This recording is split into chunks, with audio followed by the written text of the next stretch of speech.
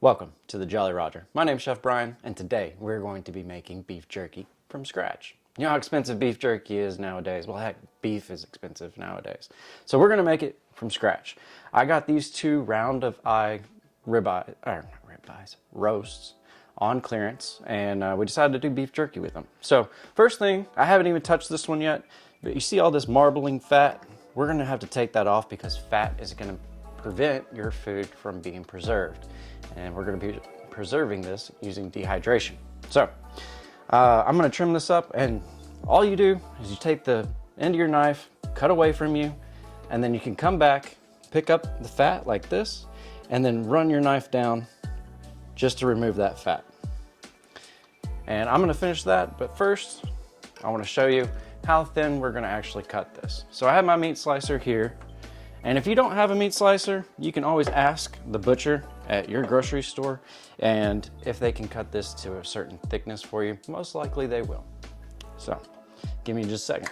Okay, so what I have here is about 3/8 of a thickness, because when this dehydrates, it's going to shrink a little bit, and then I think that'll give a good chew on this as well. So that's what I'm going to shoot for, and I'm going to get this cut up and prepared, and then we'll make a marinade. So see you in just a little bit. All right, so we got our meat sliced. Now we're gonna make a marinade, and this marinade is gonna sit with this. This is where it's gonna get its flavor. So I have some soy sauce, and we're gonna double this recipe. I think I have 5 pounds of meat. I didn't weigh it, but I have some soy sauce, and so we're gonna do 1.5 cups of soy sauce. And after that, we're gonna do 1.5 cups of Worcestershire sauce. And that's how I pronounce it. I mean, everybody pronounces that word differently. So that's 1.5 cups of soy. My Worcestershire sauce, I'm gonna fast forward this because I got that little nozzle. So 1.5 cups, about the same. Now we're gonna move on to honey. I'm doing about 2 tablespoons of honey. And we're just eyeballing, it doesn't have to be exact. And we're gonna taste it before we add that raw meat in, just to make sure our flavors are what we want. That's good. And then we're gonna move on. I have some onion powder. We're gonna do a teaspoon of onion powder. And next is garlic powder. We're gonna do the same. Actually, we're gonna do 2 teaspoons since we have so much. Garlic powder, same, 2 teaspoons.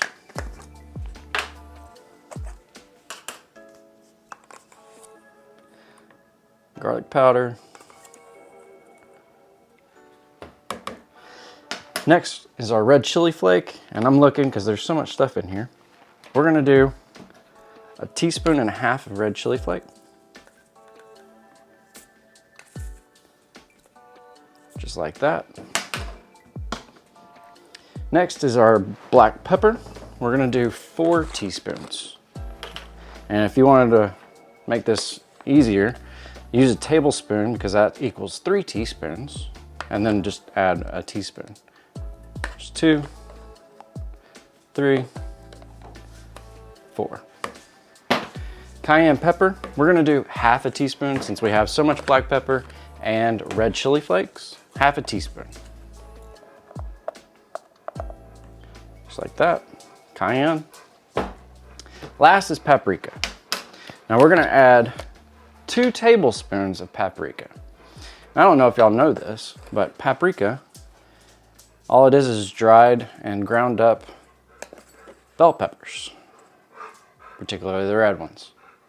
All right, that's 2. We're gonna give this a whisk, and I'll show you what to do next. We're gonna give this a whisk, get everything all together, and then we're gonna taste it just to see what we're at. And we don't add any salt to this because we add so much soy sauce. It has a lot of sodium in it already. And if we need to add anything, we can't subtract anything, but we can dilute something. So if you made it too spicy, then you just add everything else except the spicy stuff, and that'll dilute that heat. So I'm just gonna take my finger. It's good. I'm gonna add a touch more honey though.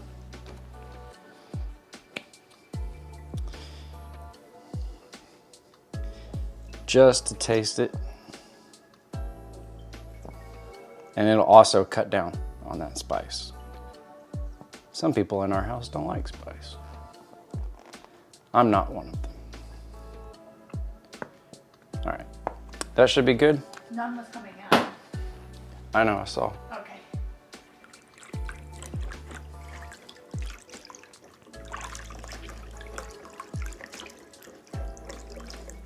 But you also have to remember, this is a marinade, it's not a sauce. So not a whole lot of it's gonna go into the meat in the first place. Taste it one more time. Spot on. So I'm gonna remove the meat to the bag, then the marinade to the bag. And the reason we put it in a Ziploc bag is so we can move it around. That way the marinade gets all over every piece. So let's do it.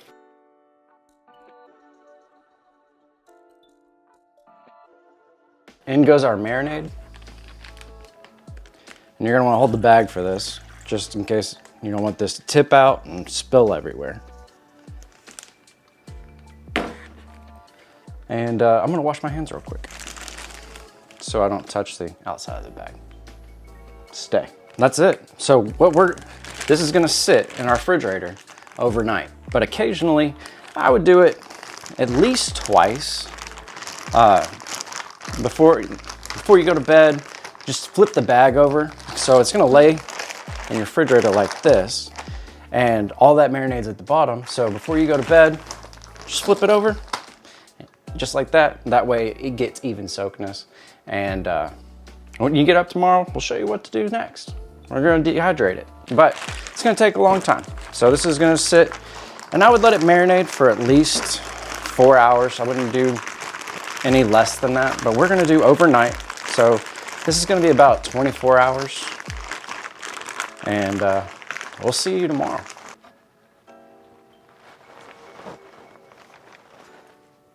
Oh, hey, there you are. Anyway, so our marinade has been going for almost 24 hours, but it is good to go. I went ahead and filled up our dehydrators. I got one behind me and I got this one right here, and we just finished. So I recommend using a glove for this. We just kind of drip them dry in the bag, lay them out, make sure they're not touching. Like these are not touching, and they have enough space for the airflow. And what we're gonna do is we're gonna plug these in, and we're gonna set the temperature. If you have a temperature dial, I have one dehydrator that doesn't, but it's gonna be at 160 degrees Fahrenheit. And these are gonna go for about 6 to 8 hours.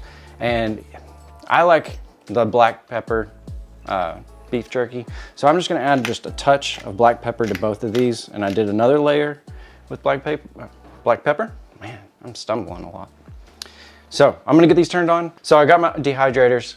These are the same brand. I like the brand, it's an all right brand. I did get this one at Goodwill. So if you don't have a dehydrator, always check Goodwill for toasters, cooking equipment, especially Instapots. People bought them a long time ago and don't know how to use them, so they just donate them. But let's get these plugged in. They're already set at the dial of 160 on both. So as soon as you plug them in, they turn on. It's kind of loud, but I'm gonna plug them in, and I'll bring you back when they're done. It's time for the big reveal.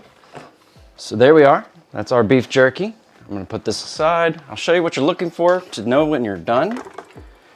We're looking for it to be dry.